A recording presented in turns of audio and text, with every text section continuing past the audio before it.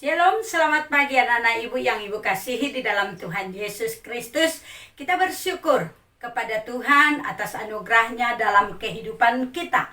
Dia adalah Allah pemilik kehidupan kita yang terus menyertai kita, bahkan yang memberikan kasih karunia-Nya hari demi hari dalam hidup kita. Maka di hari ini kita datang kepada Tuhan, kita mau mendekatkan diri kepada Tuhan, kita mau memuji Tuhan, dan kita juga mohon tuntunan Tuhan untuk kita dapat menjalani hari-hari kehidupan kita. Ibu akan mengajak kita untuk menyanyikan satu lagu, Aku Anak Pilihan Tuhan.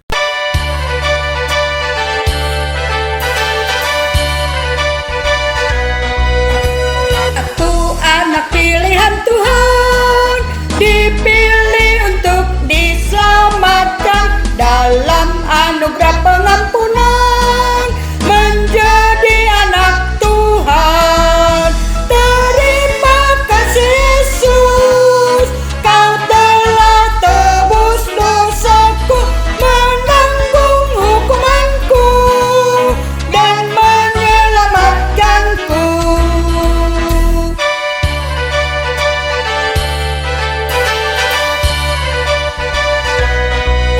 Aku anak pilihan Tuhan, dipilih untuk diselamatkan dalam anugerah pengampunan, menjadi anak Tuhan. Terima kasih Yesus, Kau telah tebus dosaku, menanggung hukumanku, dan menyelamatkanku. Terima kasih Yesus, terima kasih Yesus. Puji Tuhan, haleluya. Mari kita berdoa. Bapa di surga, kami bersyukur kepadamu atas kasih-Mu dalam kehidupan kami. Kami boleh mengenal Engkau yang adalah Tuhan pencipta kehidupan kami dan yang terus meliharakan hidup kami. Bahkan lebih daripada itu Tuhan, kami boleh mengenal akan karya keselamatan yang Engkau kerjakan untuk menyelamatkan kami manusia berdosa. Terima kasih ketika Engkau telah menganugerahkan iman itu kepada kami sehingga kami boleh menjadi anak dan milik-Mu sendiri. Di pagi ini Tuhan, kami boleh datang untuk beribadah kepada Tuhan. Bawa kami Tuhan untuk bersungguh hati dalam ibadah ini. Kami mengarahkan hati kami kepada Tuhan dan firman Tuhan menjadi penuntun bagi kami untuk lebih mengenal Tuhan dan jalan-jalan Tuhan, bahkan untuk menolong kami juga semakin taat kepada Tuhan. Berkati kami ya Tuhan, dalam nama Tuhan Yesus kami berdoa, kami mengucap syukur. Amin. Anak-anak ibu, hari ini kita akan membaca firman Tuhan dari Yesaya 16 ayat yang ke-6 sampai ayat yang ke-14. Ibu akan membaca dari tempat ini, anak-anak kami juga dapat mengikuti di rumah masing-masing. Kami telah mendengar tentang keangkuhan Moab, alangkah angkuhnya dia, tentang kecongkakannya, keangkuhannya dan kegemasannya, dan tentang cakap anginnya yang tidak benar. Sebab itu biarlah orang Moab meratap, seorang karena yang lain. Biarlah sekaliannya meratap, mengingat kue kismis Kir Hareset. Biarlah mereka mengadu dan hancur luluh sama sekali. Sebab kebun-kebun Hesbon dan pohon anggur Sibma telah merana. Para penguasa bangsa-bangsa telah memotong pohon-pohon anggurnya yang terbaik, yang dahulu meluas sampai ke Yaeser dan merambat ke padang gurun. Ranting-rantingnya berserak sampai ke seberang laut. Sebab itu aku turut menangis dengan Yaeser karena pohon anggur Sibma. Aku mau membasahi engkau dengan air mataku, hai Hesbon dan Eleale. Sebab pada musim kemarau, tepat waktu panen, musuhmu menyerbu dengan pekik pertempuran. Telah lenyap sukaria dan sorak-sorak dari kebun buah-buahan. Telah menghilang dari kebun-kebun anggur tempik sorak dan sorak-sorai. Tiada pengiri anggur di tempat pemerasan. Bagi mereka sudah berhenti. Oleh karena itu, seperti kecapi mendengking Begitulah hatiku menjerit melihat keadaan Moab, dan batinku tergerak melihat keadaan Kir-Heres. Maka sekalipun Moab pergi beribadah dan bersusah payah di atas bukit pengorbanan, dan masuk ke tempat kudusnya untuk berdoa, ia tidak akan mencapai apa-apa. Itulah firman yang diucapkan Tuhan kepada Moab pada waktu yang lalu.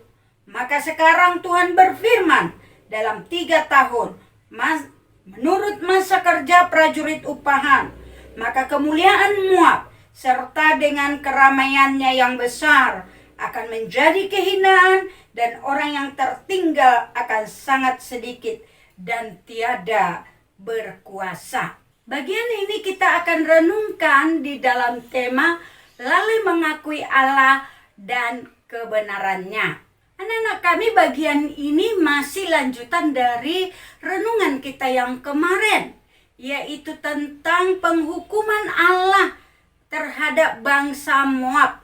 Bagaimana mereka begitu menderita oleh karena penghukuman yang mereka dapatkan. Bangsa Moab tahu bahwa penderitaan yang mereka alami adalah karena mereka tidak mau mengakui akan kekuasaan dan kebesaran Allah dalam kehidupan mereka.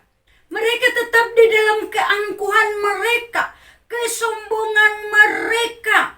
Mereka menganggap bahwa mereka mampu, sanggup untuk menghadapi atau mengatasi persoalan-persoalan yang ada pada mereka. Sekalipun jelas kita dapati sebelumnya telah ditawarkan bahwa mereka akan diberikan perlindungan dari Tuhan. Nah, kalau kita melihat nats pada hari kemarin, dikatakan, biarlah orang-orang yang terbuang dari Moab menumpang padamu.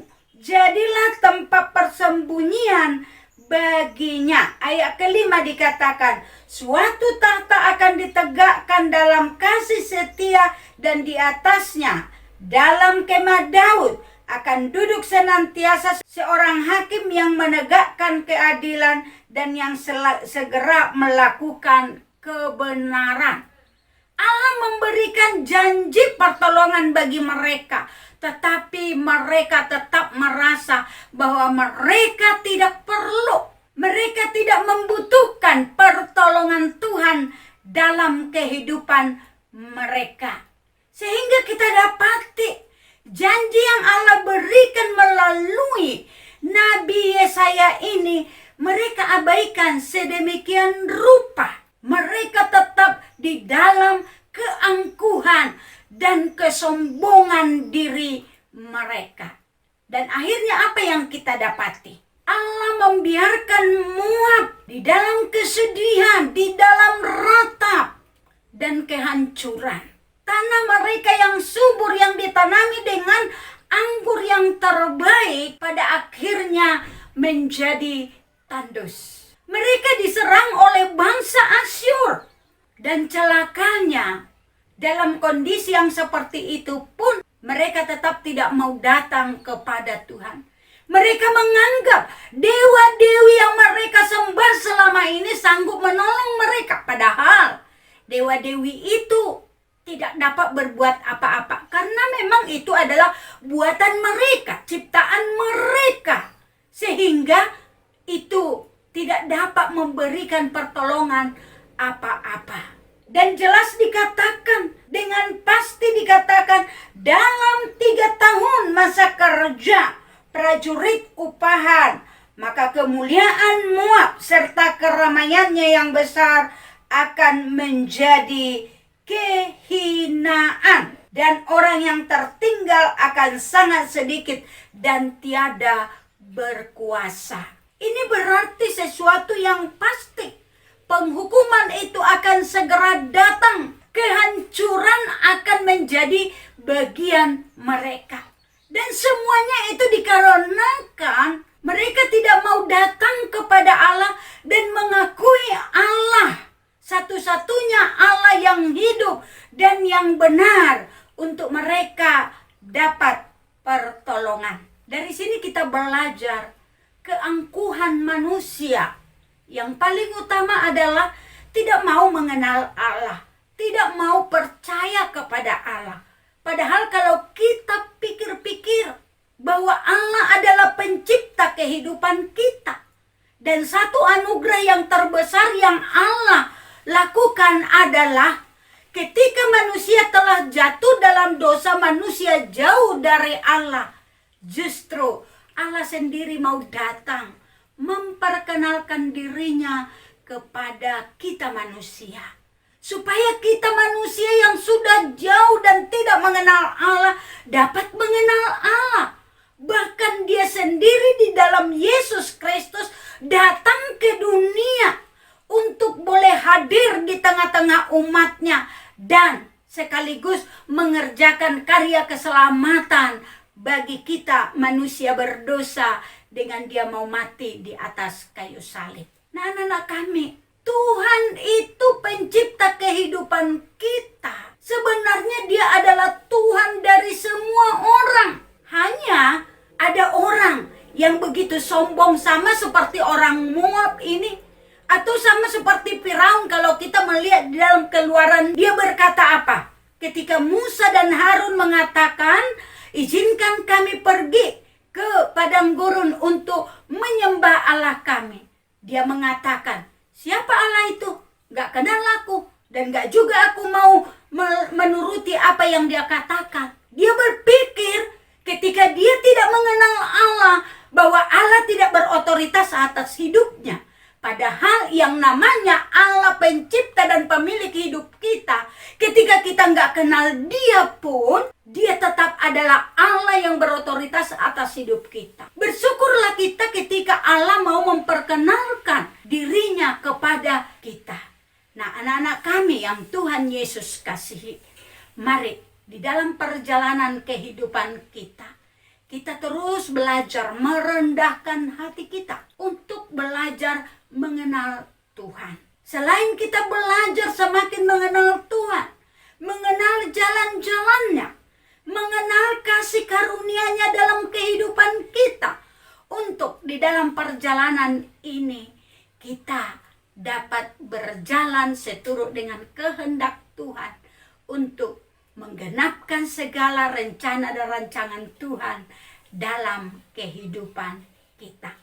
Sehingga hari demi hari dalam perjalanan hidup ini, kita sungguh melihat betapa Tuhan senantiasa ada menyertai kita, menolong kita, dan kita terus memuji dan mempermuliakan Dia. Amin. Mari kita berdoa. Bapa di surga, ini kami anak-anak-Mu datang kepadamu.